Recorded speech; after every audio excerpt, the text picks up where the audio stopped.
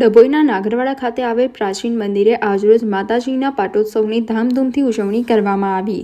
સાટોદરા નાગર બ્રાહ્મણના કુળદેવી એવામાં અંબાની અતિ પ્રાચીન મંદિર નગરમાં આવેલ છે। દર વર્ષની જેમ આ વર્ષે પણ માતાજીના મંદિરના ટ્રસ્ટીઓ દ્વારા પાટોત્સવનું આયોજન કરવામાં આવ્યું, જેમાં સવારથી જ પૂજા અર્ચના શરૂ કરવામાં આવી।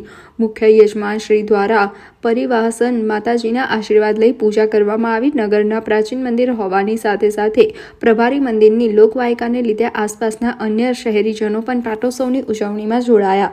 આ પ્રસંગે ટ્રસ્ટીઓ તરફથી માતાજીને પ્રાર્થના કરવામાં આવી કે સમાજમાં શાંતિ અને સુખાકારી જળવાઈ રહે અને પૌરાણિક એવી દરભાવતી નગરી પણ માતાજીના આશીર્વાદ સદા રહે। સાંજે મહાઆરતી બાદ પ્રસાદીનું પણ આયોજન કરવામાં આવ્યું, જેમાં મોટા પાયે ભક્તોએ પ્રસાદી ગ્રહણ કરી લાભ લીધો। અત્રે ઉલ્લેખનીય છે કે નગરના લોકોનો વિકાસ થતા લોકો મંદિર અને મંદિરના દેવતાઓને છોડીને જતા રહેતા નગરના મંદિરો અન્ય દિવસોમાં નિર્જન બની રહેતા હોય છે। આજ રોજ સંગારવાડી પાસે નાગરવાડામાં મહાસુદ છઠના દિવસે આજે માં અંબેમાનો જન્મદિવસ પાટોત્સવ નિમિત્તે આજે નાગર બ્રાહ્મણો જ્ઞાતિ સમાજ દ્વારા આજે સુંદર નવચંડી યજ્ઞનું અહીંયા આયોજન કર્યું છે।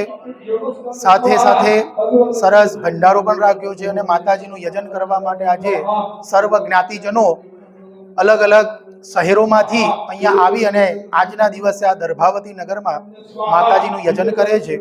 પ્રતિવાર્ષિક આવા યજ્ઞ થઈ રહ્યા છે। અહીંયા બાજુમાં પ્રમુખ શ્રી સનતભાઈ છે, એની બાજુમાં મારી પાસે શ્રીકાંતભાઈ છે, એમના સહયોગથી આ સરસ આયોજન અહીંયામાં નવચંડી યજ્ઞ માતાજીના સાનિધ્યમાં થઈ રહ્યું છે। જય માતાજી।